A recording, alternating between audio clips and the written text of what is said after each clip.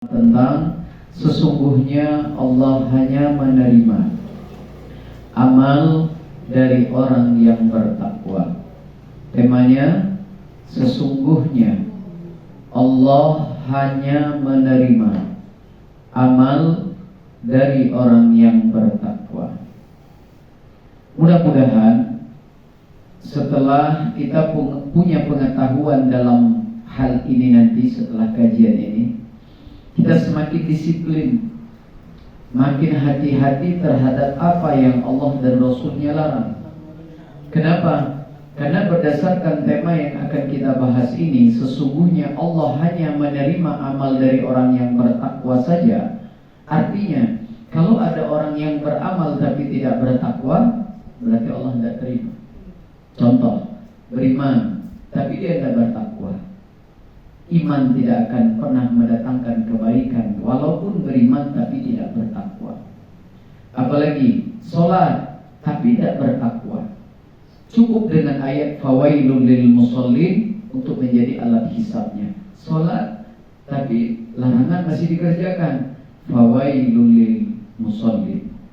Orang yang sedekah tapi diikuti dengan perbuatan-perbuatan yang Allah larang, Allah ibaratkan di dalam Quran surah Al-Baqarah seperti batu yang di atasnya ada debu, kemudian air hujan, habislah debu itu. Mereka tidak mendapatkan kebaikan dari apa yang telah mereka kerjakan. Berbuat baik tapi yang dilarang juga dikerjakan.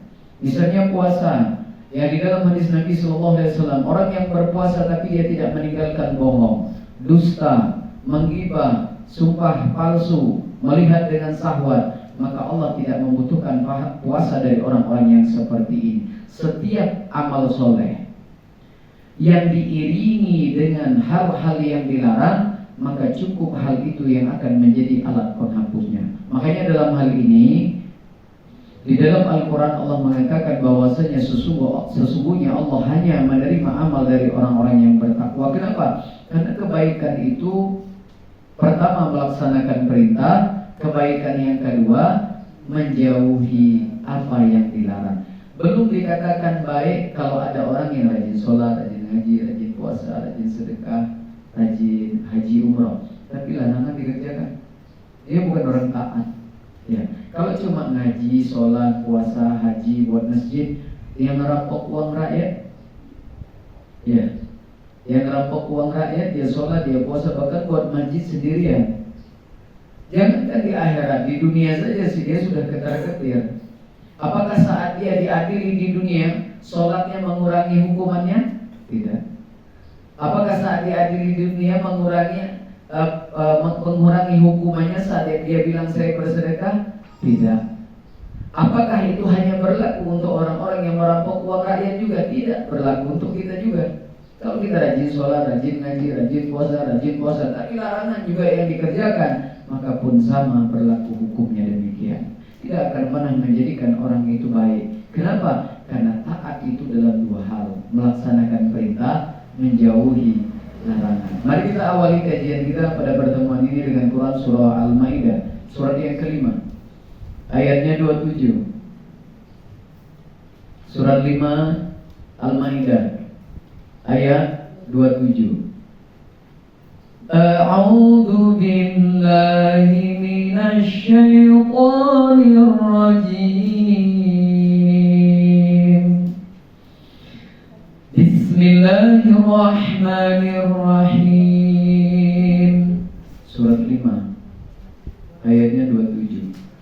Watslu 'alaihim naba'a bnai Adam bil haqq إذ قربا قربانا فتقبل من أحدهما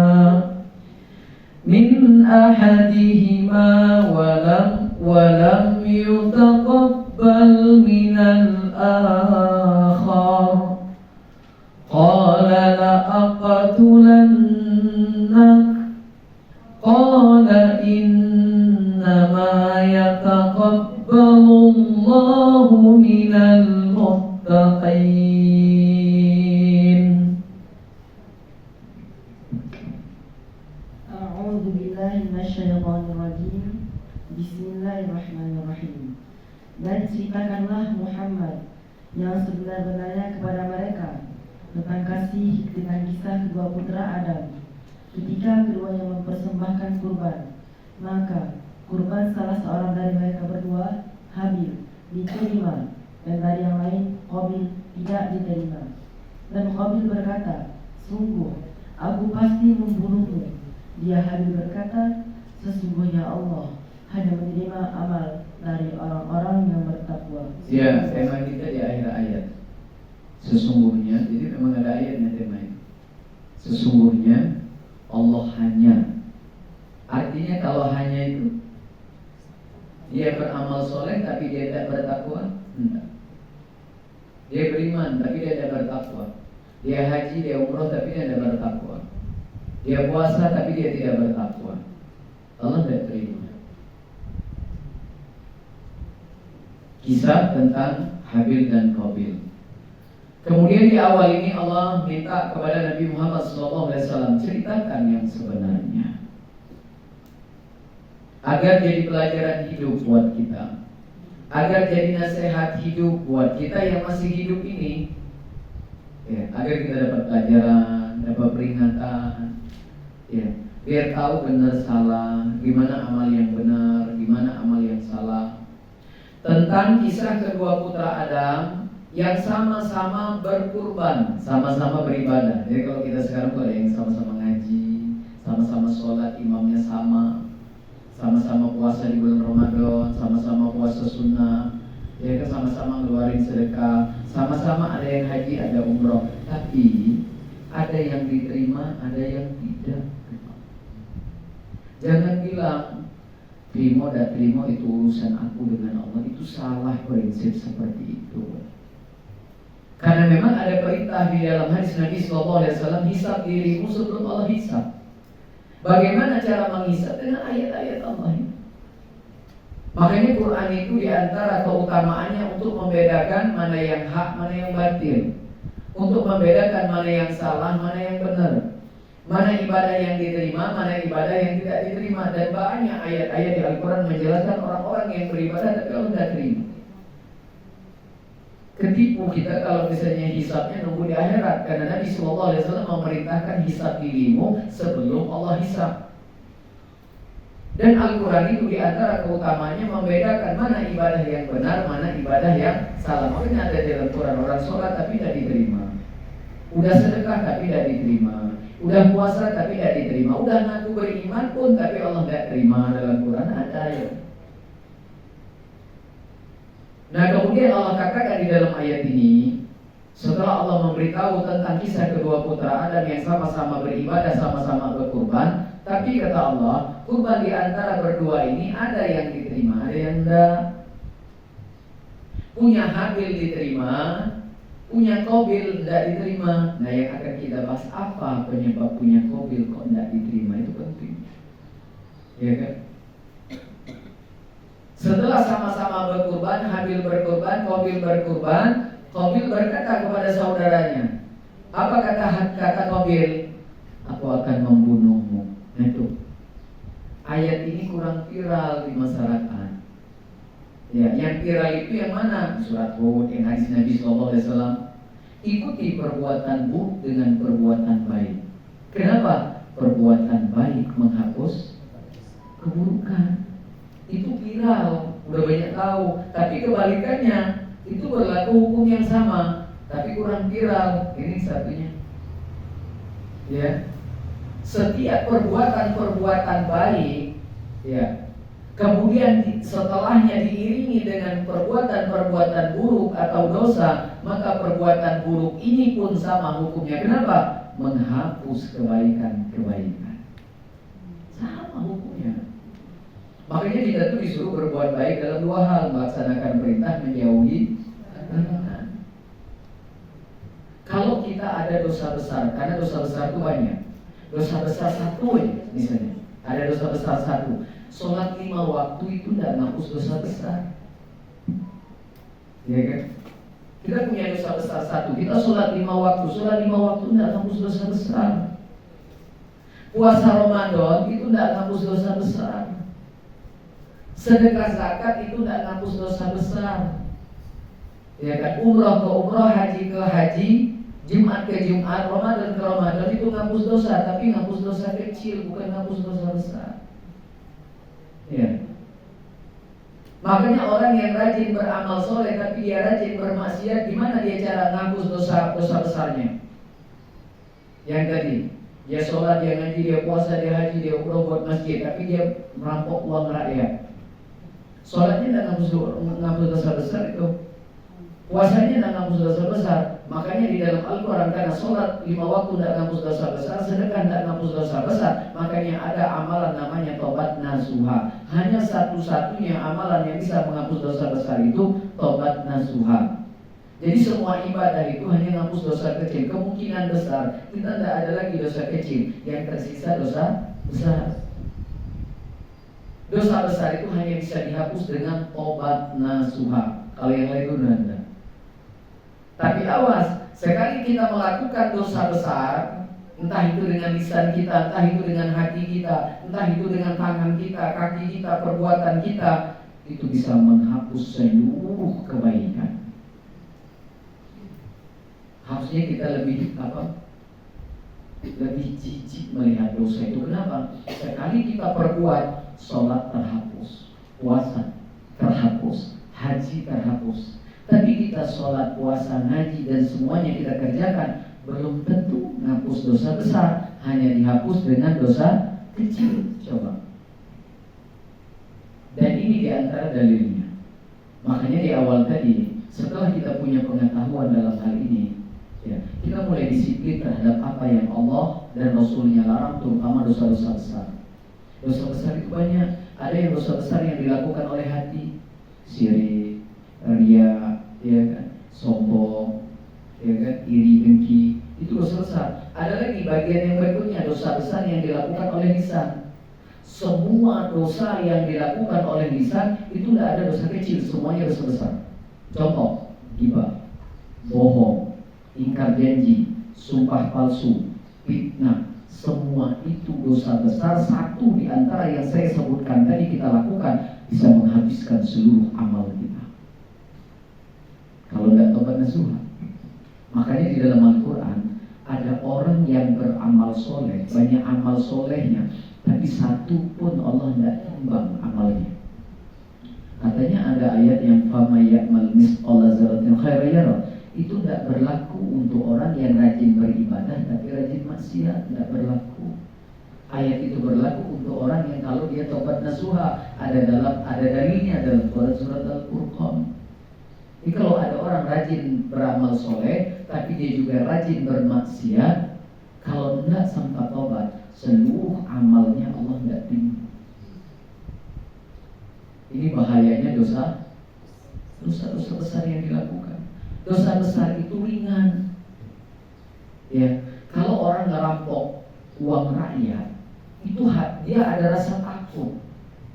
Ya, ada rasa cemas. Tapi saat ada orang yang melakukan dosa besar dengan lisan, sedikit pun kadang tidak merasa bersalah. Contoh bohong, contoh ngomongin orang, ya sambil ngopi, yuk aku buatin kopi dulu ya, ngobrol lanjutin, tenang, santai, seolah-olah tidak dosa. Tapi na'udzubillah min dzalik, itu dosanya luar biasa, bahkan sebanding dengan dosa syirik. Kalau dosa syirik menghapus seluruh amal, dosa lisan pun menghapus seluruh amal. Makanya ada orang yang beramal tapi tidak Allah timbang, padahal amalannya banyak. Coba lihat Quran surat Al-Kahfi surat 18. Orang yang amalnya banyak tapi Allah tidak timbang. 18 ayatnya 103 sampai 106.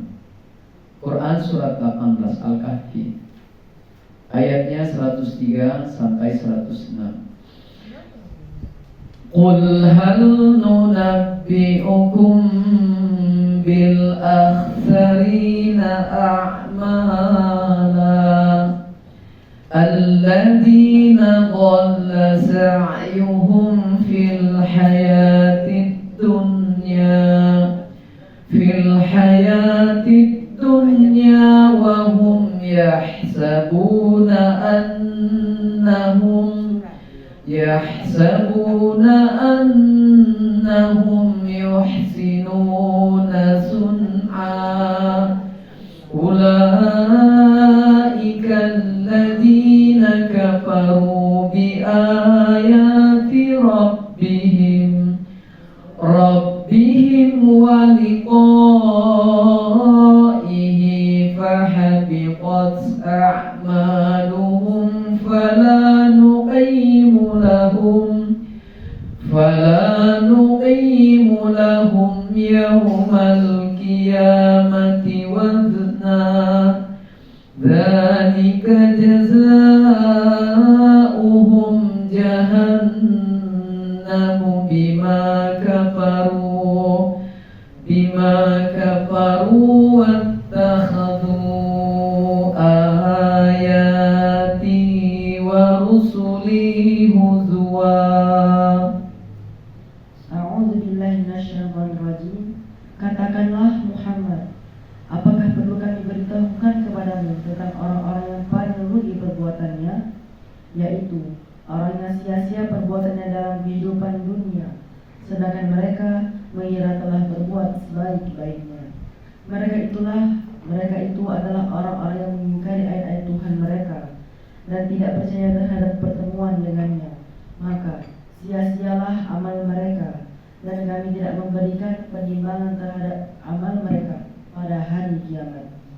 Demikianlah balasan mereka itu, neraka jahanam, karena kekafiran mereka dan karena mereka menjadikan ayat-ayatku dan rasul-rasulku sebagai bahan olok-olok. Ayat 105 itu amal mereka kata Allah sia-sia, bahkan Allah tidak timbang nanti di akhirat. Dan ini dalilnya banyak, rujukannya hadis Nabi SAW. Yang kata Nabi SAW, ada umatku yang dibangkitkan dalam keadaan bangkrut. Dia bawa amal, semua amalnya, amal sholat dia bawa, bukan tidak ada amal. Amal ngaji, amal puasa, wajib puasa sunnah, haji, umroh dibawa semua, tapi tidak ada yang diterima. Kalau penjelasan yang di dalam hadis Nabi SAW, semua amal itu habis, diberikan kepada orang-orang yang selama hidup dia pernah zolimi. Makanya perkara yang paling besar yang akan kita hadapi di akhirat nanti adalah perkara dengan manusia, karena bisa menghabisi seluruh amal. Kenapa? Karena kata Nabi SAW, di akhirat tidak ada dinar. Ya. Orang yang pernah kita zolimi karena ucapan kita tidak pernah, tante balas lagi dong. Saya dulu pernah zolimin tante, sekarang zolimin saya di akhirat. Tidak bisa. Orang yang pernah kita sakiti karena perbuatan kita di akhirat bilang ke dia, Om, dulu pernah saya sakiti karena perbuatan, sekarang silahkan balas. Tidak bisa lagi di akhirat. Orang yang pernah kita hianati haknya, kita kembalikan haknya. Apa semua yang kita hianati kita kembalikan. Di akhirat tidak bisa lagi. Karena kata Nabi SAW, di akhirat tidak ada dinar. Terus gimana caranya? Kita harus rela memberikan seluruh amal kita kepada orang-orang yang pernah kita zolimi karena ucapan kita, perbuatan kita, dan haknya. Kemudian kalau seandainya amal soleh itu tidak ada lagi, maka siap-siap penzolim itu akan menerima transferan dosa-dosa dari orang-orang yang pernah terzolimi karena kita. Maka habis amal. Itu penjelasan dalam hadis Nabi SAW. Akhirnya apa? Akhirnya dia bangkrut. Dan dosa dengan manusia tidak bisa tobat nasuha, tidak cukup dengan tobat nasuha. Tobat nasuha itu hanya bisa dilakukan untuk dosa-dosa kepada Allah saja. Kalau kepada manusia tidak cukup. Nah makanya yang riwayat hadis Nabi SAW, ada orang 3 yang soleh yang akan Allah masukkan di dalam neraka jahanam. Jadi ada orang-orang yang baik selama hidup, dia suka beramal soleh, tapi dimasukkan ke dalam neraka jahanam. Yang pertama siapa? Ahli sedekah. Yang kedua siapa? Yang suka ceramah, yang suka dipanggil ustaz, ustazah, ulama. Itu dia mengajarkan agama. Jadi orang yang pertama kali orang soleh yang akan dimasukkan ke dalam neraka itu yang suka ceramah. Kenapa? Di antaranya mereka suka mengajak kebaikan, tapi dia sendiri tidak mengerjakan. Ya, ngaji tapi tidak diamalkan. Nah itu diancam. Bahkan ini di dunia pun di antara orang yang dibenci oleh Allah itu adalah mereka-mereka ini. Ya, Mengapa kamu mengatakan sesuatu tapi kamu sendiri tidak mengerjakan, kata Allah. Itu sangat-sangat dibenci di sisi Allah jika kamu mengatakan sesuatu tapi kamu sendiri tidak mengerjakannya. Di ayat 103, katakanlah Muhammad SAW, apa perlu kami beritahukan kepadamu tentang orang-orang yang paling rugi perbuatannya? Ini orang rugi. Orang yang berbuat baik di dalam kehidupan di dunia. Makanya di ayat berikutnya, yaitu orang-orang yang sia-sia perbuatannya di dalam kehidupan di dunia, sedangkan mereka ini berbuat baik sebaik-baiknya. Bukan orang-orang yang tidak berbuat baik. Kalau orang yang tidak berbuat baik itu memang bukan rugi, dia zolim namanya di Quran. Jadi kalau ada orang yang berbuat baik, ya kan, terus merasa dia baik, itu wajar. Dia bukan orang zolim, karena memang dia juga berbuat baik. Tapi di sini Allah katakan dia jadi orang-orang yang rugi. Apa yang menyebabkan amal dia sia-sia, yang menyebabkan dia menjadi orang yang rugi? Di ayat 105-nya. Di samping mereka suka berbuat baik, kata Allah, tapi mereka juga mengingkari ayat-ayat Allah. Ya, kalau bahasa mudahnya, perintah dikerjakan, larangan juga dikerjakan. Larangan itu banyak, ya. Bukan masalah makanan haram saja. Kita kadang-kadang selektif, hati-hati masalah yang haram, ya kan? Tapi kita juga tidak selektif, tidak hati-hati dengan omongan yang haram. Padahal yang haram itu banyak, bukan hanya makanan. Ada makanan yang haram, ada ucapan yang haram, ada penyakit hati yang haram, ya kan? Ada penglihatan yang haram, ada pendengaran yang haram, ada perbuatan tangan yang haram, ada langkah kaki yang haram. Jadi banyak yang haram itu. Tapi ada orang yang diajak makan yang haram tidak mau, tapi ngomong yang haram mau, ya. Padahal sama-sama haram. Jadi yang menyebabkan amal mereka sia-sia, Allah tidak timbang di dalam ayat ini. Mereka juga suka ningkarin ayat-ayat Allah. Makanya kebaikan itu melaksanakan perintah, mencegah kemungkaran.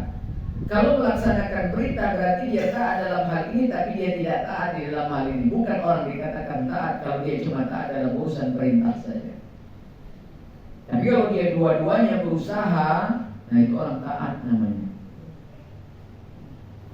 Cuma memang masalah larangan ini pun ya, tutorialnya kurang memang, ya. Kalau ngaji kita sudah banyak metode, hafalan banyak metode. Ada metode sholat khusyuk, ya kan? Metode sedekah dibuat, ya. Kita digalakkan dalam urusan larangan. Ayo lapang sempit, kapanpun dimanapun jangan tinggal sholat. Tapi yang ini, larangan ini, ya. Ada metode menjauhin ini, ajarannya ada, ya kan? Ada tak? Padahal di dalam Al-Quran sama. Kalau ada perintah dalam Al-Quran, laksanakan sholat kapanpun, dimanapun, saat berjalan pun, di atas kendaraan. Di dalam Al-Quran juga Allah perintahkan, jauhi larangan itu kapanpun, dimanapun. Jauhi larangan itu terlihat maupun tidak terlihat. Nah, orang baik itu dua ini, bukan satu. Makanya bisa gagal kalau ada orang yang rajin beramal soleh tapi dia juga melakukan hal-hal yang dilarang.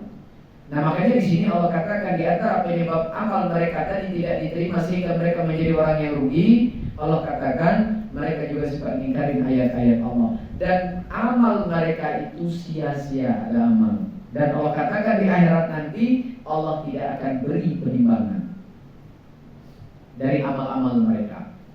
Padahal amalnya banyak. Dan tempat mereka Allah katakan neraka jahanam. Padahal banyak amal soleh. Kenapa? Semua keburukan itu selain dapat dosa besar, dia menghapus kebaikan.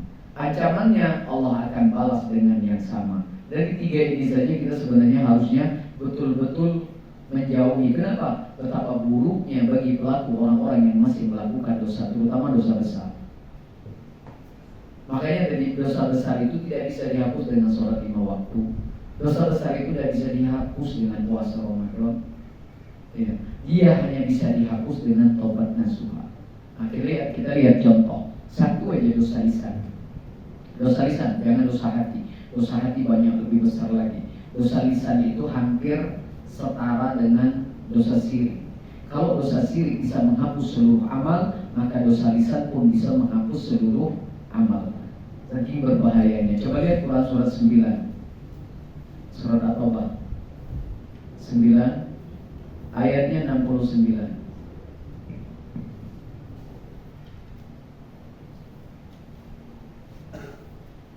Surat At-Taubah ayatnya 69. Kalladzina min qablikum kanu ashadda minkum quwwatan wa aktsara amwalan wa aulada fastamta'u bi khalaqihim fastamta'tum bi khalaqikum kama istamta'a alladhina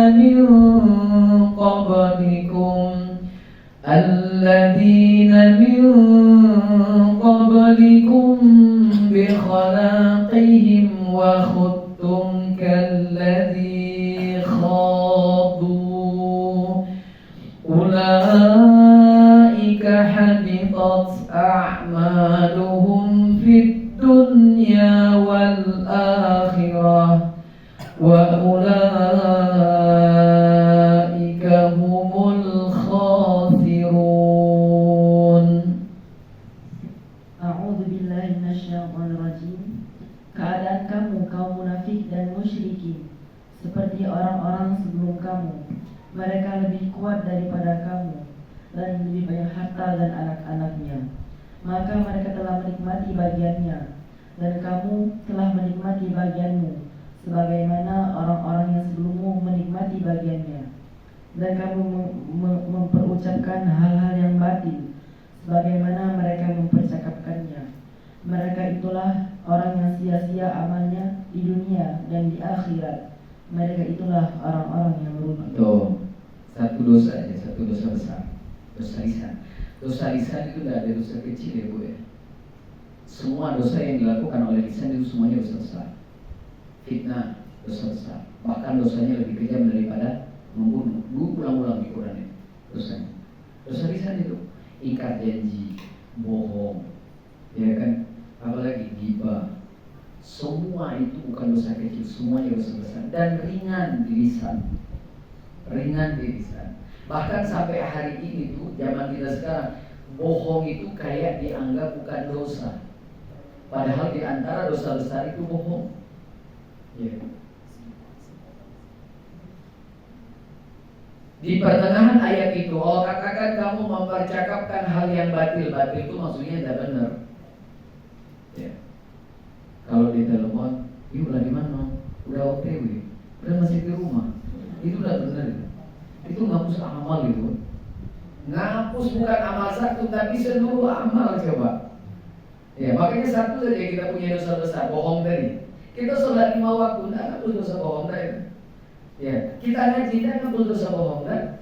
Kita puasa tidak ngapus dosa bohong kan?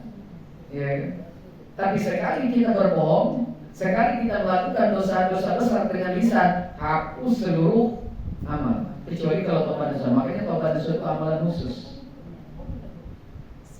Makanya pelaku orang yang rajin sholat, rajin ibadah, rajin berbuat baik, tapi dia rajin bermaksiat, gimana solusinya? Dia harus tobat nasuha. Baru bisa kembali, kalau tidak. Nah ini bahayanya dosa. Baru satu. Makanya di awal ayat ini Allah katakan keadaan kamu orang munafik. Orang munafik itu orang Islam. Ya. Dia pun dapat gelar munafik. Ya, orang Islam. Kalau dalam ucapan ciri orang munafik itu apa? Kalau ngomong bohong, kalau janji ingkar, ya dipercaya dia tidak amanah. Itu kalau berkaitan dengan perilaku hari-harinya. Kalau berkaitan dengan ibadah, orang munafik itu sholat tapi jarang. Nah, kalau dari ibadahnya situ ya, di Quran surat An-Nisa. Orang-orang munafik itu sedikit sekali mengingat Allah, dia sholat tapi tidak 5 waktu. Itu ciri kalau ibadahnya. Tapi kalau kehidupan hari-harinya, kalau dia ngomong suka bohong. Ya. Itu ciri-ciri. Dan itu termasuk dosa besar. Yang kedua siapa setelah munafik? Orang musyrik. Ya. Musyrik ini Islam, bukan orang kafir. Musyrik itu siapa? Orang yang menyembah Allah, tapi dia juga nyembah yang lain. Musyrik namanya. Dia minta kepada Allah, tapi dia minta juga kepada yang lain. Namanya musyrik. Siapa lagi? Orang yang percaya kepada takdir, dia juga percaya kepada takdir-takdir yang lain. Dia percaya ada bulan sial, nggak boleh nikah di bulan Hafid, nanti kalau nikah katanya sial. Itu musyrik itu. Ya, tapi dia percaya qada dan qadar. Ya, itu musyrik juga sama.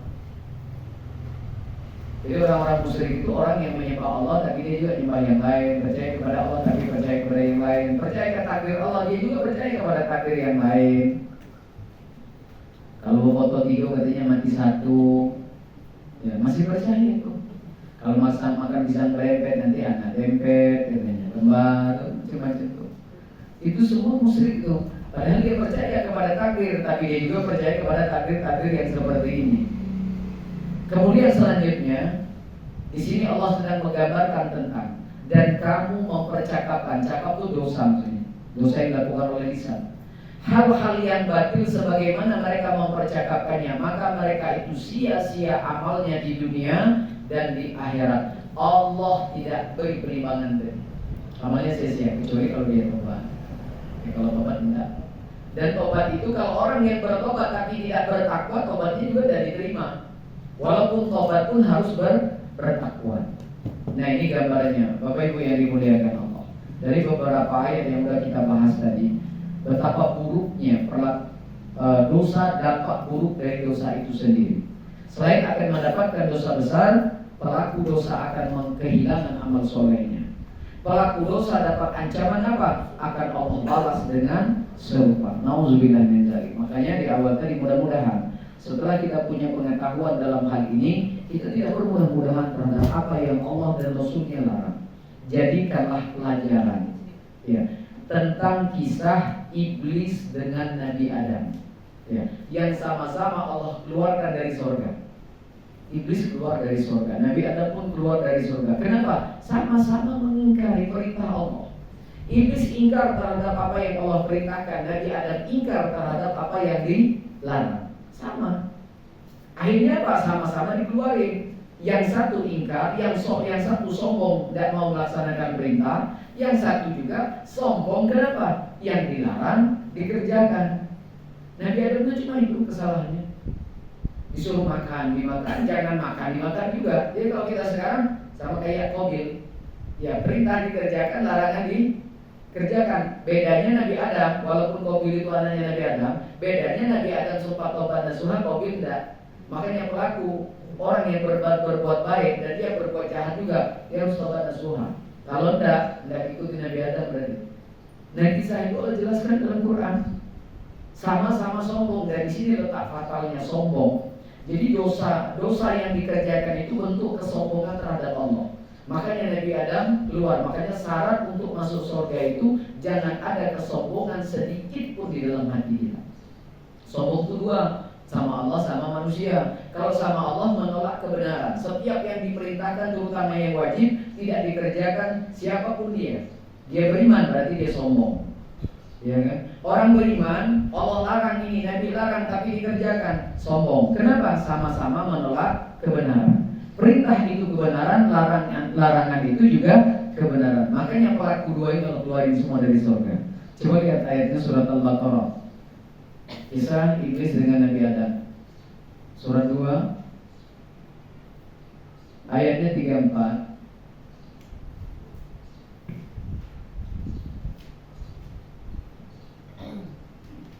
Al-Baqarah ayatnya 34.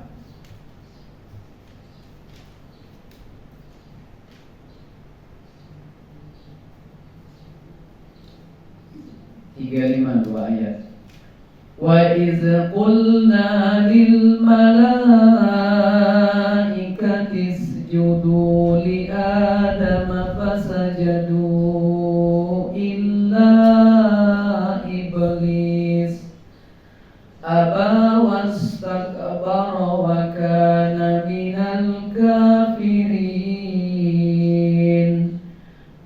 qulna ya Adam uskun anta wa zawjukal jannata wa kula minha ragadan haitsu syi'tuma wa la taqraba hadhihi asy-syajarata fatakuna minadh dhalimin.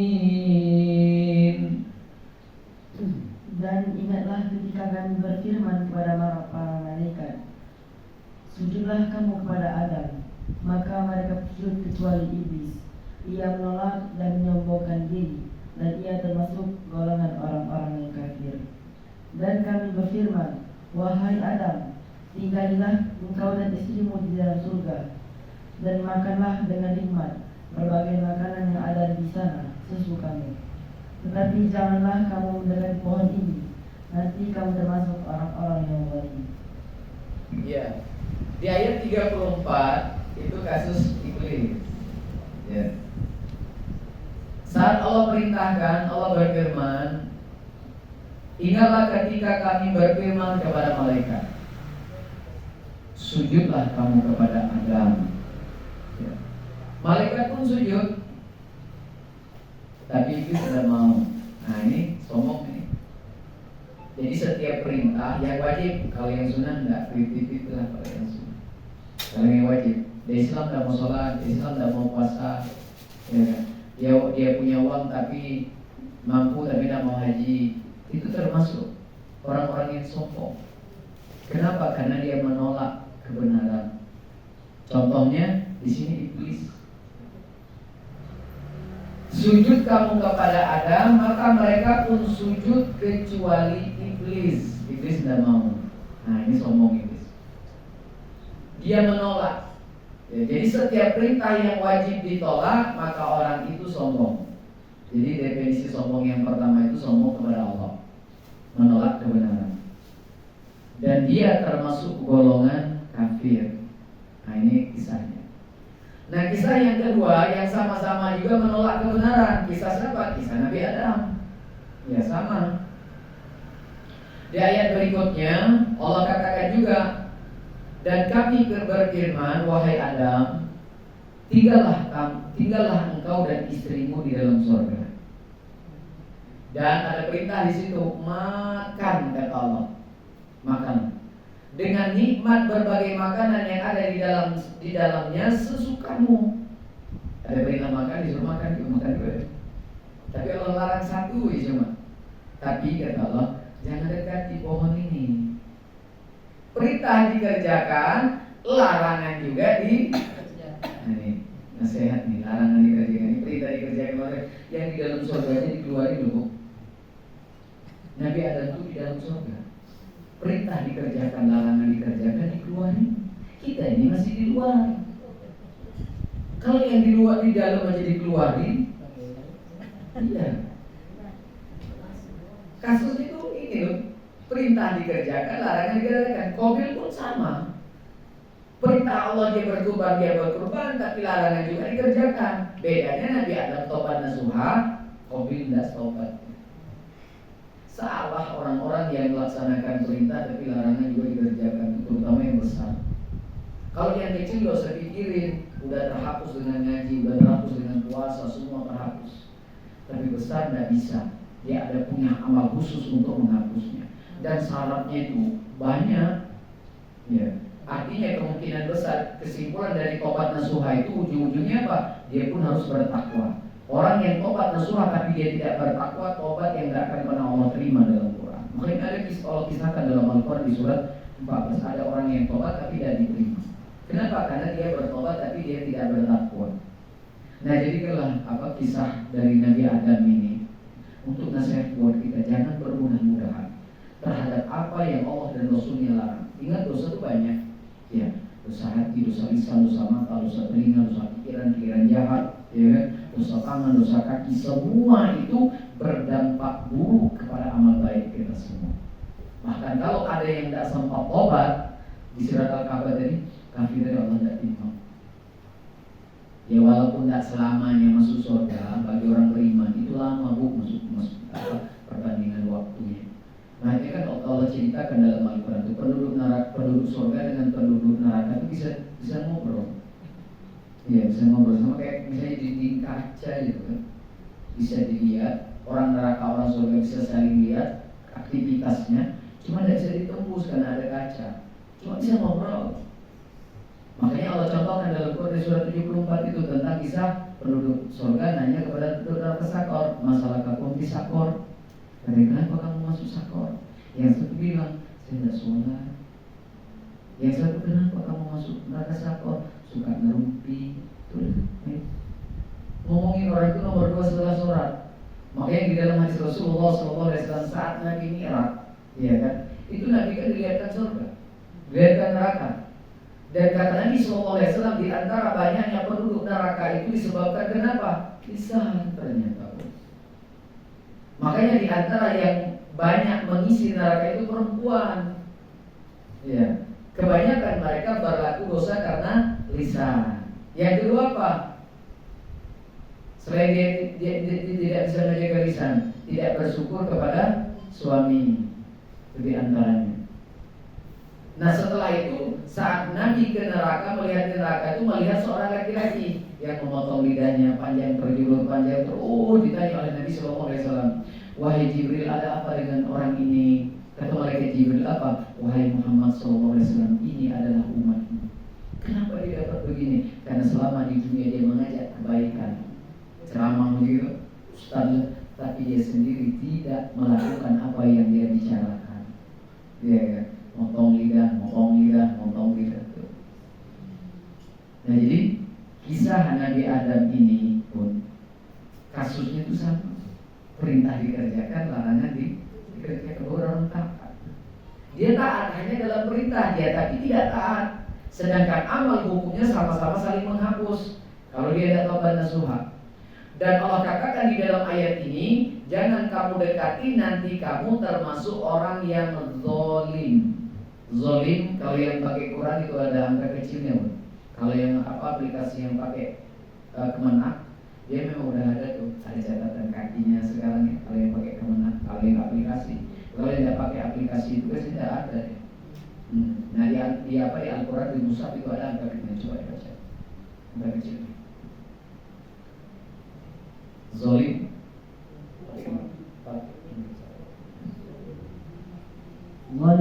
Zalim artinya aniaya. Orang yang zalim ialah orang yang melakukan perbuatan aniaya yang merugikan dirinya sendiri maupun orang lain. Nah ini zalim. Nanti kamu termasuk orang yang zalim. Maksudnya orang yang merugikan diri sendiri, aniaya terhadap diri sendiri. Jadi setiap perbuatan yang merugikan diri sendiri itu zalim. Contoh, ada perintah sholat 5 waktu nggak dikerjakan. Zalim itu kenapa? Karena merugikan diri sendiri. Kebalikannya sama.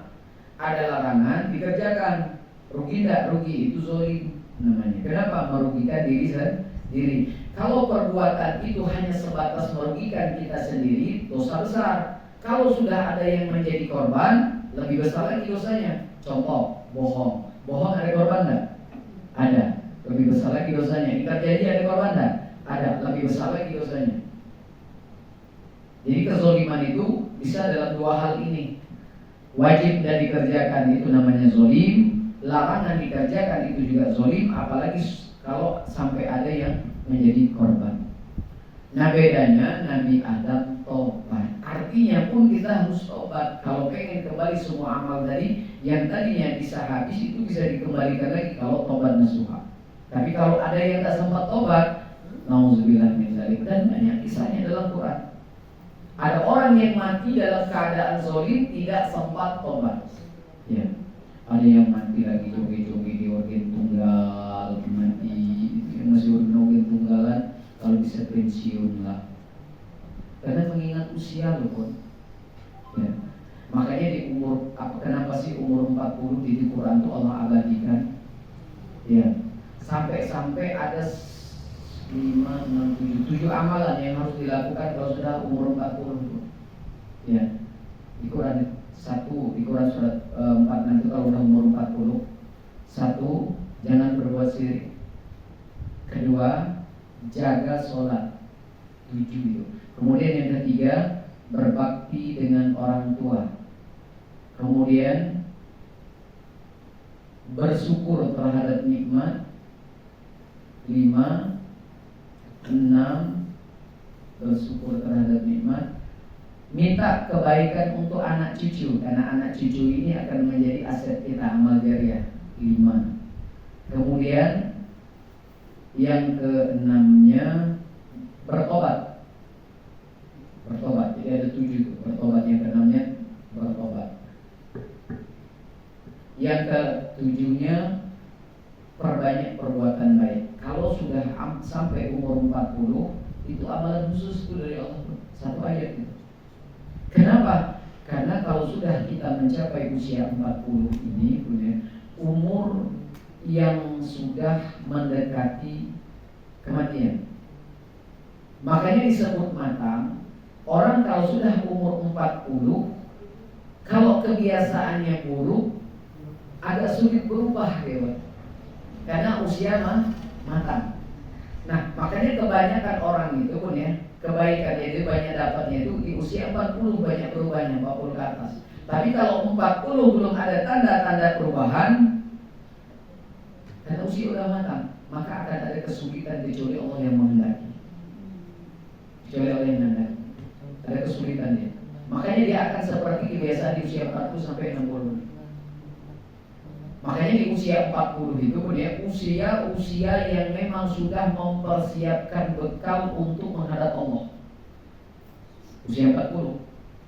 Kalau sudah 50 gimana? Artinya sudah siap untuk dipanggil. Kalau 40 menyiapkan bekal untuk dipanggil, umur 50 siap-siap untuk dipanggil. Kalau 60, kalau umur 60 berarti sudah di menit-menit terakhir. 60. Kalau 60 lebih, 61, 62, 70 sudah di detik-detik terakhir. Jadi kalau ketemu dulur, ketemu tetangga, ketemu aku kawan lama, tidak usah banyak-banyak pembicaraan. Assalamualaikum, yuk aku minta maaf, minta ikhlasnya. Ketemu lagi yang lain, aku minta maaf, aku minta ikhlasnya. Ketemu lagi yang lain, aku minta maaf, aku minta ikhlasnya. Kata kawannya, nah, pokoknya itu. Kapan ketemu minta maaf, minta ikhlasnya. Karena berapa banyak Bu, perkara dengan manusia ini perkara yang paling berat yang akan kita hadapi. Kalau dengan Allah, Allah Maha Pengampun. Sedangkan Allah itu satu. Ya kan, udah Allah itu Maha Pemaaf, Allah cuma satu. Kita dengan manusia ini belum tentu Maha Pemaaf, ya kan? Belum tentu Maha Penyayang. Kesalahan kita ini dengan bermacam-macam orang tipenya, dan orangnya banyak. Kalau dengan Allah mudah urusannya, dengan Allah satu, dengan manusia banyak. Dosa lisan kita, dosa perbuatan kita, ya kan? Belum lagi hak-hak mereka yang pernah kita zolimi. Tetangga nanam jambu, kita lemak panen dewe, bermati, kayak tidak ada dosa. Coba itu hak orang itu. Beli duku sekilo, nyicip 1/4, ya Allah, itu coba. Itu di akhirat berat-berat. Kalau nyicipnya kan 1-2 halal, kalau lah 1/4. Bayar utang di warung, yuk utang aku berapa yuk? Karena aku udah bayar nih, berapa hari dia di total. Oh, sisa 45.000, kata si tukang warung. Ya udah 40 dulu ya, 55.000-nya sisa ini lu kok sampai daerah ngabisin amal soleh itu. Kan ayatnya bahwa ya malis pada zaratan kerajaan dan manusia tuannya. Nah makanya Nabi ada tobat. Kalau tobat nasuha itu perkara dengan Allah yang selesai, bukan perkara dengan manusia. Hanya perkara dengan Allah, bukan dengan manusia. Coba kita lanjutkan 2 ayat berikutnya tentang kisah Nabi Adam tobat. فَأَزَلَّهُمَا الشَّيْطَانُ عَنْهَا فَأَخْرَجَهُمَا مِمَّا كَانَ فِيهِ وَقُلْنَا اهْبِطُوا بَعْضُكُمْ لِبَعْضٍ عَدُوٌّ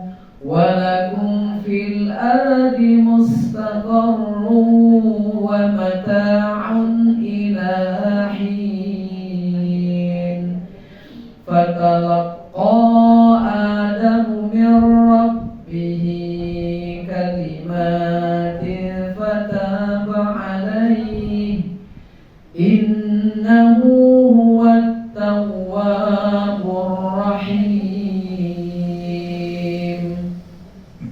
A'udzu billahi minasyaitonir rajim.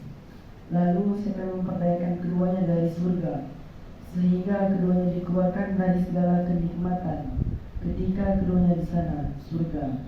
Dan kami berfirman, turunlah kamu, sebagian kamu menjadi musuh bagi yang lain, dan bagi kamu ada tempat tinggal dan kesenangan di bumi sampai waktu yang ditentukan. Kemudian Adam menerima beberapa kalimat dari Tuhannya, lalu ia pun menerima tobatnya. Sungguh Allah Maha Penerima Tobat, Maha Penyayang. Ya, ini bedanya Nabi Adam dengan iblis. Kalau Nabi Adam tobat, iblis tidak tobat. Tapi sama-sama berdoa. Kalau doa Nabi Adam minta tobat atas kesalahan kezalimannya, Rabbana zalamna anfusana. Kemudian iblis minta apa? Iblis minta cuma, ya Tuhanku, ya Rabb, karena Engkau telah menjadikan aku makhluk yang terkutuk, berikan aku penangguhan hidup sampai hari kiamat. Cuma itu dia mintanya, tidak minta tobat. Makanya orang jahat itu umurnya banyak panjang. Kalau orang tua dulu, orang baik itu umurnya pendek. Karena iblis orang jahat memang, karena ada minal jin dan wan nas. Jadi iblis itu cuma minta perpanjangan hidup saja. Dan itu bedanya Nabi Adam dengan iblis. Ya, sebenarnya kalau iblis tobat ini diterima oleh Allah, tapi tidak mau tobat. Kemudian di ayat 36, lalu setan memperdaya keduanya dari sorga sehingga keduanya keluar dari sorga kenikmatan. Kenapa? Melakukan apa yang dilarang. Perintah dikerjakan, larangan. Ini orang sahawah ini. Contoh, ya, saat misalnya sholat di masjid, ada anak-anak sholat, kemudian diribut, ya, ada tak yang negur? Ada. Ngaku perbuatannya salah apa benar? Salah apa benar? Padahal dia sholat. Karena dia juga mengganggu, akhirnya salah tidak dia? Salah. Tidak dibenarkan ibadah dikerjakan, larang tetap di mata manusia dia salah. Iya kan? Nah itu berlaku untuk kita juga. Saat kita beramal baik tapi kita juga beramal salah, itu salah hukumnya, bukan orang benar. Oke. Nah makanya jadi orang yang seperti sama kayak misalnya ada anak-anak ngaji, ya kan, ngaji belajar di TPA, kemudian mereka ribut, kena tegur tidak oleh ustaznya? Kenapa? Salah. Iya. Apakah langsung jadi benar karena mereka ngaji? Tidak, tetap salah. Yang salah tetap salah. Padahal mereka ngaji. Sama, itu juga berlaku buat kita yang udah dewasa ini, apalagi kalau kita udah yang dewasa. Iya kan? Jadi yang taat itu yang seperti apa? Makanya yang taat itu adalah orang-orang yang bertakwa. Nah kemudian selanjutnya di dalam ayat ini, di ayat 37, dan Allah menerima kalimat dari Nabi Adam, yaitu yang doanya. Nah sekarang bunda-bunda yang dimuliakan Allah, kita lihat gambaran orang yang bertakwa, sosok orang yang bertakwa itu seperti apa sih? Kok sampai-sampai Allah terima apa amal solehnya? Surat Al-Baqarah ayatnya 1 dan 2. Al-Baqarah ayat 1 dan 2. Surat Al-Baqarah ayat 1 dan 2. Bismillahirrahmanirrahim. Alif Lam Mim. Dzalikal kitabu la raiba fihi hudan lil muttaqin. A'udzu billahi minasyaitonir rajim. Alif Lam Mim. Kitab Al-Quran ini tidak ada keraguan padanya, petunjuk bagi mereka yang bertakwa. Ada kata takwa di situ punya? Kalau pakai mushaf ada angka kecil enggak? Ada. Takwa sih apa sih? Orang takwa itu yang sehingga amalnya Allah terima, sampai-sampai Allah memuliakan di Quran surat 46, Inna akramakum indallahi atqakum. Coba baca angka kecilnya. Bertakwa. Takwa yaitu mengikuti segala perintah Allah dan menjauhi segala apa-apa yang dilarang Allah. Nah, ini lembut. Amal orang yang diterima di dalam ayat ini, takwa itu apa? Takwa itu orang yang melaksanakan perintah, menjauhi larangan. Orang yang beramal seperti ini yang diterima. Pertanyaannya,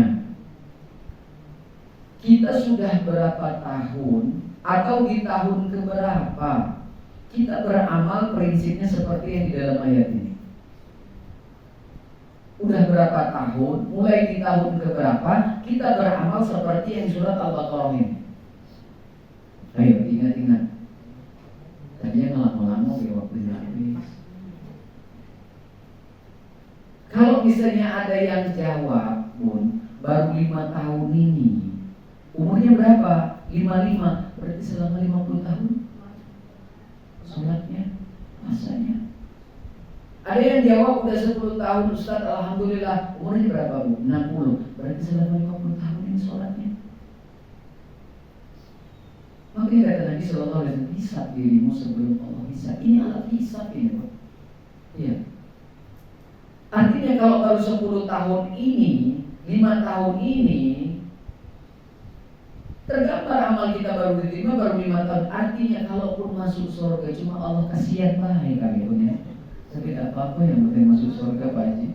Iya. Kali kayak ini amalnya jelas tuh. Makanya jangan bilang terima urusan aku dengan Allah. Itu salah kayak itu. Untuk apa ada ayat-ayat seperti ini? Untuk apa ada sholat tidak diterima? Untuk apa ada haji yang tidak diterima? Itu semua alat hisab untuk membedakan mana yang salah, mana yang benar, mana yang hak, mana yang batil. Nah, kalau misalnya kata Hafiz, sesungguhnya Allah hanya menerima amal dari orang yang bertakwa saja, sedangkan takwa di sini Allah katakan orang yang beribadah yang diterima itu yang melaksanakan perintah, menjauhi larangan, dan inilah sosok amal-amal orang yang akan Allah angkat. Artinya yang amal diiringi dengan dosa Allah tidak akan terima. Nah, makanya dosa ini pun ya khusus, cara menghapusnya khusus, yaitu tobat nasuha. Bukan dengan sholat 5 waktu, bukan dengan berpuasa, bukan. Tapi syarat tobat nasuha itu yang pertama apa? Berhenti. Artinya kalau dia berhenti betul-betul jadi orang takwa juga ujung-ujungnya. Perintah dikerjakan, nah, karena dia udah berhenti. Makanya kalau bisa mulai hari ini berhentilah. Berhentilah. Ya, jok apa yang senang pinggir jalan apalagi di kampung liwat, berhentilah. Ya, yang joget-joget di apa acara-acara ada laki-laki yang laki-laki bukan mahram, itu berhentilah. Karena syarat tobat harus cak mana Ustaz kami nak pamit, tidak apa-apa kami kan baik. Yuk maaf aku nak baca lagi, aku nak keluar dari senam yang di kampung liwat. Kenapa aku nak tobat nasuha? Kata panitia, yuk udah kadonya cuma nak tobat nasuha, nak berhenti. Itu kan senam sehat. Kan syarat di Al-Quran itu, syarat tobat nasuha harus berhenti. Aku tinggalkan kalian karena Allah. Keren tuh. Satu, yang ini, yang satu. Kalau dia itu senamnya di ruangan tidak masalah. Ya.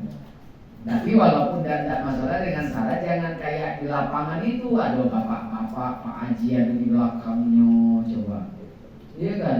Ada bapak-bapak di belakang, yang di depan ibu-ibu semua. Bapak-bapaknya di belakang, wah itu walaupun di dalam ruangan itu dosa besar itu. Iya kan? Kenapa? Karena gerak perempuan itu ada aurat, ada tidak ya punya.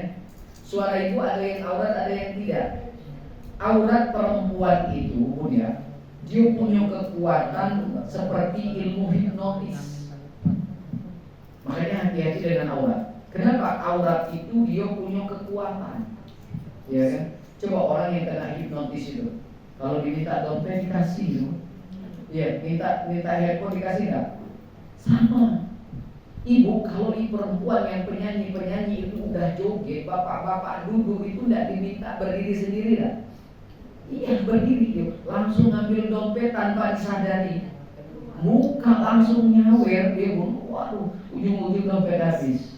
Diminta enggak? Itu kekuatan aurat. begitu, makanya berbahaya tuh. Nah ini gambarannya. Jadi takwa itu adalah orang-orang yang melaksanakan perintah menjauhi larangan. Solusi bagi amal-amal kita terdahulu, karena misalnya ini contoh saja, baru 5 tahun ini, berarti baru 5 tahun inilah sholat kita yang bersih, yang kemungkinan besar langsung Allah terima. Artinya selama ini amal kita selama 50 tahun, puasa, haji, semua itu terhalang. Kenapa? Karena dosa besar. Nah maka penghalang inilah yang harus kita alihkan. Dengan cara apa? Dengan cara tobat nasuha. Dan jaminannya bagi orang yang betul-betul tobat nasuha, dia berhenti, dia menyesal, dan dia tidak mengulangi, Allah akan angkat kebaikan ini lagi. Makanya harus tobat nasuha. Maka bukan sholat 5 waktu solusinya. Dan sholat 5 waktu itu diantara syarat supaya tobat nasuhanya diterima. Coba buka Quran surat 25. Solusi ngantar amal kita yang terhalang karena dosa besar tadi, surat 25 ayatnya 70. Ini yang sempat tobat. Surat 25 Al-Furqan ayatnya 70, 71.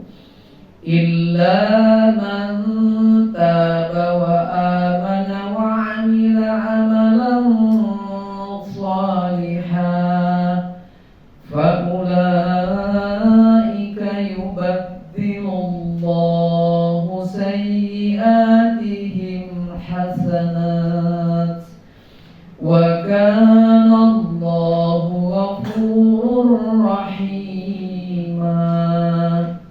Wa man taba wa amila salihan fa innahu yatubu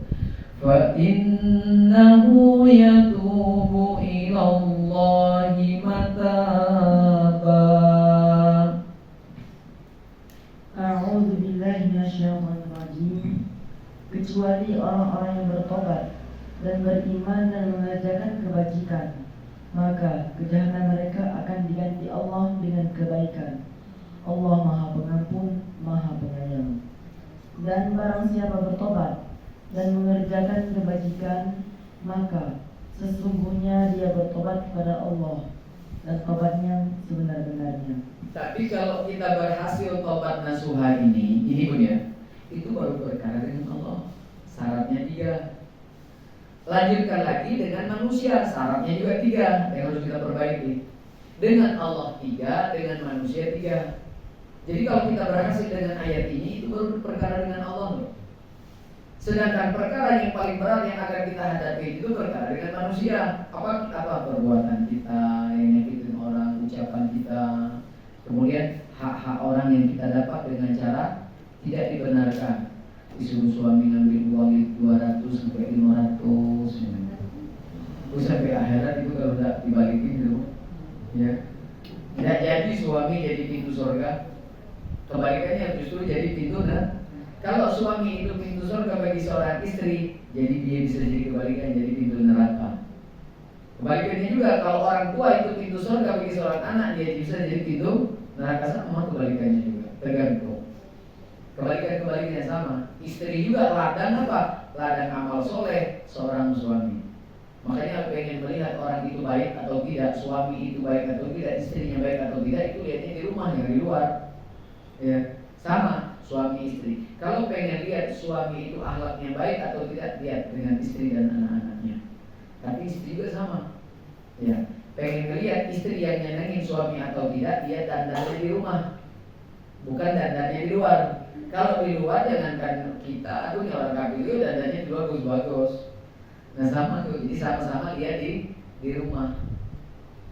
Nah kalau dengan Allah di sini ya, kecuali orang-orang yang bertobat, dia beriman, dia berbuat kebajikan, maka kejahatannya Allah ganti. Nah ini tadi, kalau kejahatan yang menghalangi amal soleh kita selama 50 tahun dosa besar ini, kita bertobat diganti dengan kebaikan, otomatis ini naik.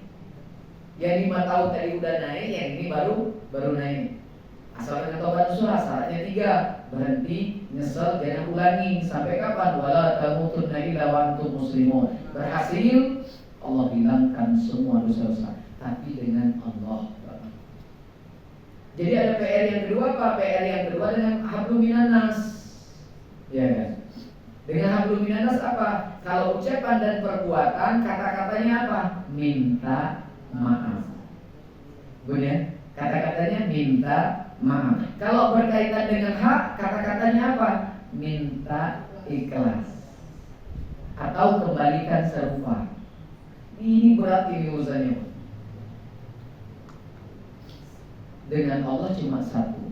Perkataan dan ucapan berapa banyak semenjak dari akil balik umur 15 sampai hari ini pun orang tersakiti karena lisan kita. Perbuatan kita yang nyakitin orang umur 15 sampai hari ini. Hak orang lain, ya entah itu buah apapun itu dari umur 15 sampai hari ini berapa banyak. Ini semua hisabnya, siapkan amal soleh yang banyak di akhirat nanti. Ada tak solusinya? Mulai hari ini buatkan mereka amal soleh, karena orangnya mungkin tidak teringat. Bunyi. Kalau diingat mungkin yang ingatnya sedikit, yang banyak enggak. Mulai hari ini buatkan orang 3 ini sedekah. Rutinkan. Contoh, kalau kita punya hutang dengan seseorang, ahli warisnya tidak ada lagi, ternyata orangnya tidak ada lagi, solusinya apa? Sedekahkan atas nama, itu hak dia kan? Sama. Untuk hak orang lain-lain dari umur 15 sampai hari ini yang pernah kita ambil dengan cara yang tidak dibenarkan, untuk mengingatnya satu persatu itu kayaknya tidak mungkin. Ya, untuk mengingat orang yang pernah kita zolimi karena lisan kita satu persatu kayaknya tidak mungkin. Orang yang pernah kita sakiti karena perbuatan kita sampai hari ini untuk ingatnya satu persatu kayaknya tidak mungkin. Dan ini pasti hisab ini akan terjadi di akhirat nanti. Siapkan amal soleh bahkan bisa habis. Caranya bagaimana? Biar amal soleh kita tidak bisa di akhirat. Mulai hari ini buatkan mereka sedekah, karena perbuatan baik itu menghapus kesalahan kalau sudah taubat nasuha. Jadi sedekahin mereka. Ada uang 50.000, niatkan Bismillahirrahmanirrahim. Ini pahalanya buat orang yang pernah aku zolimi haknya. Semua orang yang pernah aku sakiti karena lisanku, karena perbuatanku. Bismillah, sedekahin mereka. Pahalanya buat mereka. Ada lagi, entah 2 hari 3 hari berikutnya ada lagi. Berapa 10.000 sedekahin lagi. Ya Allah, pahalanya ini buat semua orang yang pernah aku zolimi haknya, dan orang yang pernah aku sakiti karena lisanku dan perbuatanku, pahalanya buat mereka. Terus besok ada lagi. Ya. Insya Allah itu aman. Tapi kalau tidak, siapkan amal sebanyak mungkin untuk mempersiapkan hisab di akhirat. Dan siap-siap untuk bangkrut kalau tidak kita buatkan di dunia. Kenapa? Karena di akhirat azabnya lebih besar, hisabnya lebih besar, dan kita tidak bisa meminta maaf, dan kita ikhlas tidak bisa lagi. Di sana hanya berlaku dosa diberikan atau pahala diberikan. Pilihan cuma 2 itu. Makanya kalau yang tidak membuatkan seperti ini, siapkan amal soleh yang banyak dan siap-siap jadi umat Nabi SAW yang bangkrut. Nah, buatkanlah, pelan, ya kan, usahakan. Kan kita tidak pernah tahu, untuk mengingat satu persatu itu terbatas. Yang ini kisahnya kalau sempat tobat. Kalau yang tidak tobat gimana? Karena kita tuh tidak pernah tahu dulu. Kita berencana 2 bulan lagi bela tobat tangguh, ya. Karena kegiatan ini puncak, kegiatan akhir segala macam banyak hal-hal. Nanti belum sempat 2 bulan mati coba, iya kan? Nah, tidak pernah tahu gitu. Nah, walaupun tobat itu batasnya di tenggorokan, bunyi. Artinya saat nyawa itu masih dilutut, masih diterima. Saat nyawa itu masih di pinggang diterima. Ya, apakah kita tahu nyawa itu besok nyampe ke lutut? Kita tidak pernah tahu. Nah, itu yang dikhawatirkan. Makanya banyak orang yang tertunda tobatnya. Kenapa? Keduluan ajal tiba. Jangan pernah tunda-tunda, karena resikonya berat. Orang yang diwafatkan dalam keadaan zolim itu, seluruh amal tidak ditimbang, dan tempat mereka neraka jahanam. Coba buka Quran surat An-Nisa ayatnya 97. Ayat terakhir dalam pertemuan ini surat An-Nisa ayatnya 97. Surah 4. Surat 4 ayatnya 97. Innal ladzina tawaffahumul malaikatu zalimi anfusihim qalu fima kuntum qalu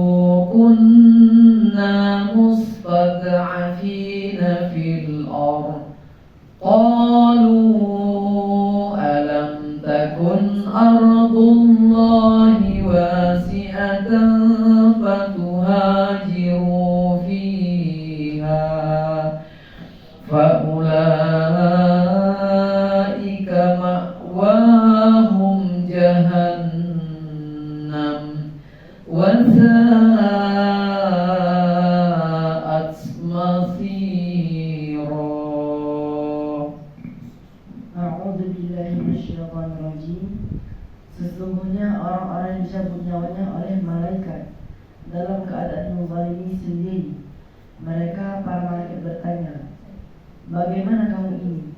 Mereka menjawab, kami orang-orang yang tertindas di bumi Mekah. Mereka para malaikat bertanya, bukankah bumi Allah itu luas? Sesungguhnya kamu dapat berhijrah berpindah-pindah di bumi itu. Maka orang-orang itu di tempatnya neraka jahanam, dan jahanam itu seburuk-buruk tempat kembali. Ya, zolim Nabi Adam tadi, kisah Nabi Adam dan istrinya zolim. Jangan dekatin pohon ini, nanti kamu termasuk orang yang zolim.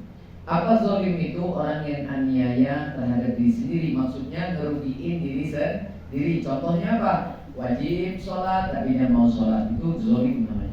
Atau dosa dikerjakan, itu namanya zolim. Kenapa? Karena sama-sama merugikan diri sendiri. Atau dia melaksanakan perintah larangan dikerjakan, dia zolim terhadap hal ini. Nah, orang-orang yang diwafatkan dalam keadaan berbuat zolim, di dalam ayat ini sesungguhnya orang yang dicabut nyawanya oleh malaikat dalam keadaan menzolimi dirinya sendiri. Para malaikat bertanya, bagaimana kamu ini? Nah, ini yang kita takutkan, kita khawatirkan itu. Kita tidak pernah tahu kapan ini tiba. Yang ini bisa jadi besok, lusa, 1 pekan ke depan, ini bisa terjadi dengan kita.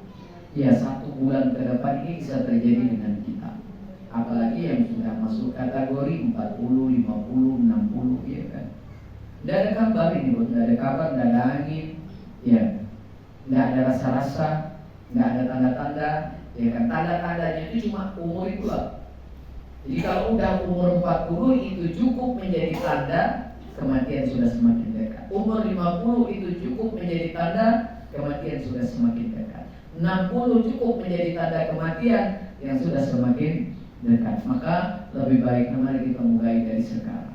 Dan dengan syarat semua yang dilarang itu kalau bisa tinggalkan, supaya murni amal itu jadi benar-benar jadi orang-orang taat. Makanya Allah sampai memuji orang-orang ini.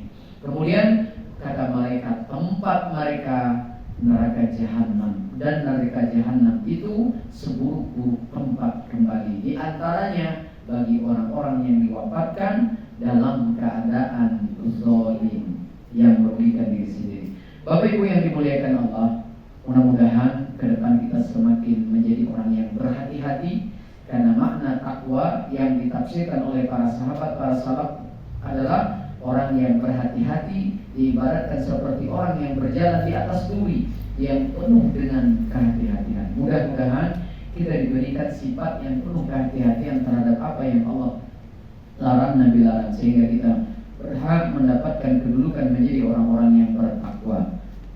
Rabbana atina fid dunya hasanah wa fil akhirati hasanah wa qina azabannar. Walhamdulillahirabbil alamin.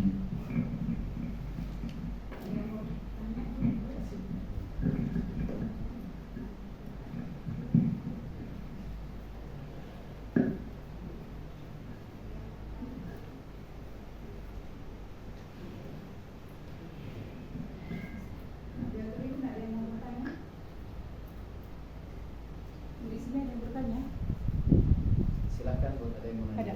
Di luar tema boleh. Ya, di sini pun.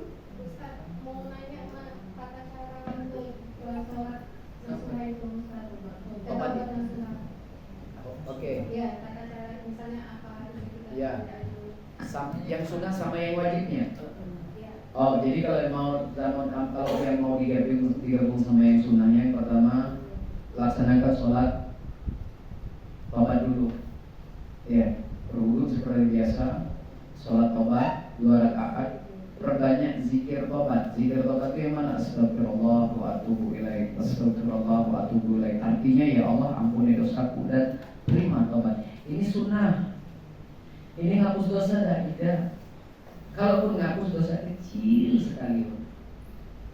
PR kita ini dosa besar. Kalau cuma sekedar dosa kecil, makanya cukup sholat 5 waktu, cukup dengan ngaji. Tapi PR besar kita ini dosa besar ini. Jadi setelah lakukan itu, sekarang penuhi syarat tobatnya. Dimulai dengan sholat seperti tadi. Syarat tobat apa? Ada 3 tadi. Berhenti. Ya, berhenti dari semua dosa. Ya, korbankan sama kayak kita sholat malam itu butuh pengorbanan. Sholat malam itu harus ninggalin apa? Itu sama. Saat kita mau meninggalkan dosa yang Allah larang, itu yang jadi korban banyak. Teman-teman yang masih melakukan itu nanti lo tinggalkan. Kita tidak bisa lagi gabung duduk bersama dengan mereka. Iya kan? Saudara-saudara kita yang masih tenggelam di dalam maksiat itu pun kita tidak boleh gabung dengan mereka. Jadi saat kita meninggalkan Allah, apa yang Allah larang, ya, maka otomatis teman-teman yang seperti itu harus kita tinggalkan. Itu pengorbanan namanya. Sama kayak sholat, sama kayak sedekah, ya kan? Sama. Jadi berhenti itu banyak hal. Ya, termasuk teman-teman yang misalnya masih hal-hal yang dia lakukan itu bertentangan dengan syariat, itu pun mulai kita mengundurkan diri. Jadi banyak.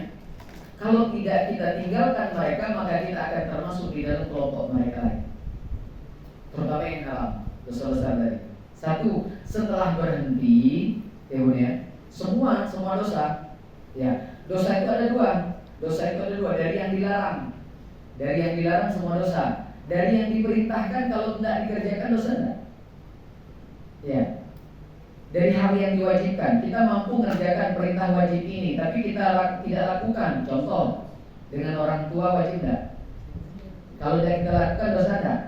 Nah, dosa yang ini juga jangan. Jadi dosa itu bisa dihasilkan dari hal yang diwajibkan. Berbakti kepada orang tua, bakti kepada suami, itu dosa. Ya kan? Kalau tidak dilakukan. Tapi kalau kita taat ini dapat pahala besar, ya kan? Ini juga kalau kita taati dapat pahala besar. Makanya dalam Quran surat An-Najm ada orang yang dimasukkan ke surga karena dia jauhi dosa besar. Ini pahalanya luar biasa nih, Bos. Kan di surat An-Najm ayat 31-32. Orang dimasukkan ke surga kenapa? Karena kata Allah dia orang baik. Kenapa dia orang baik? Karena dia menjauhi dosa-dosa besar. Makanya kebaikan itu 2 sisi. Setelah kita berhenti, sesali semua. Tidak mungkin orang yang berdosa karena dia telah rugi kebaikan, rugi dengan dosa-dosanya, kemudian dia tidak menyesal. Itu tidak mungkin. Makanya dalam Al-Quran di surat Al-Munafiqun, saat ada orang yang mau wafat, dia minta, ya Tuhan, tunda kematianku sebentar, aku menyesal. Menyesal apa? Berapa banyak kebaikan yang selama ini sudah kita sia-siakan. Berapa banyak waktu yang sudah kita buat untuk berbuat dosa. Karena semua itu akhirnya dia menyesal. Kerugian waktu, kerugian amal soleh. 2, yang ketiga, berusahalah untuk tidak mengulangi lagi. Sampai kapan ini? Sampai wala tamutunna illa wa antum muslimun.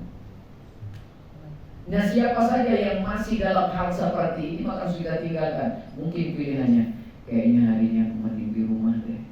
Kenapa? Karena banyak ajakan-ajakan teman-teman ke hal-hal yang tidak dibenarkan oleh Allah. Pilih yang di rumah ketimbang keluar daripada banyak maksiat. Karena kita tahu ajakan teman A ini karena dia belum hijrah, ajakan teman B ini karena dia masih bermaksiat, mending kita pilih di rumah daripada keluar. Itu di antara pengorbanan. Sama kayak kita tadi sholat tahajud, ninggalin enak-enak tidur untuk sholat. Ini sama.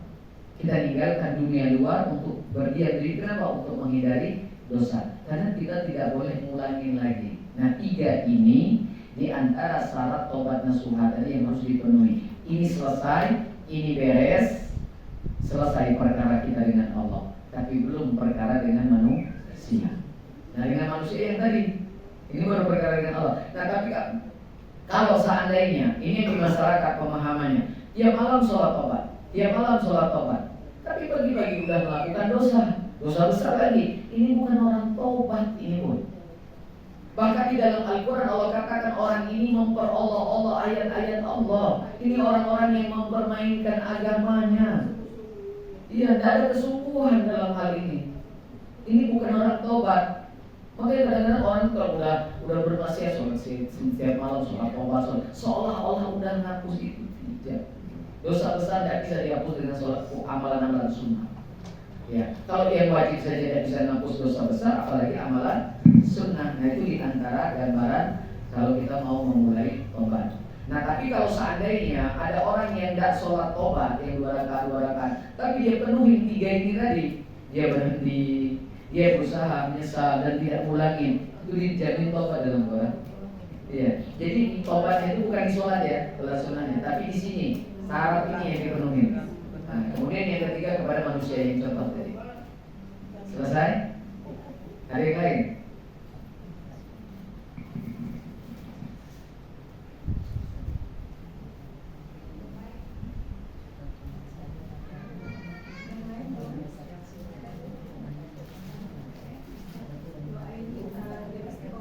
Masya Allah. Amin, amin. Amin, amin. Ya, diberi kekuatan seperti itu ya, ya. Nah, di antara doa tobat biar kita diberi kekuatan itu di surah 66 ayat 8 perintah sholat tobat, tobat nasuha, di situ juga ada doanya. Ya kan, di antara tobat biar kita diberi kekuatan istiqomah ya. Ayat 8. Itu ayat itu panjang, perintah tobat nasuha, di pertengahan ayat itu ada doa tobat. Ya, di antara doanya. Ya, ayat 8-nya. Nah, itu ada doanya itu punya. Rabbana atsmim lana nurana waghfir lana innaka ala kulli syai'in qadir. Ya, nah itu di antara supaya kita diampuni dosa, kita diberikan cahaya hati kita, hidayah maksudnya, dan kita bisa istiqomah di dalam kebaikan-kebaikan tadi. Bismillahirrahmanirrahim. Alhamdulillahirabbil alamin. Ar-Rahmanir-Rahim. Maliki yaumiddin. Iyyaka na'budu wa iyyaka nasta'in. Ihdinas siratal mustaqim. Ihdinas siratal mustaqim. Ihdinas siratal mustaqim. Siratal ladzina an'amta 'alaihim ghairil maghdubi 'alaihim waladdallin.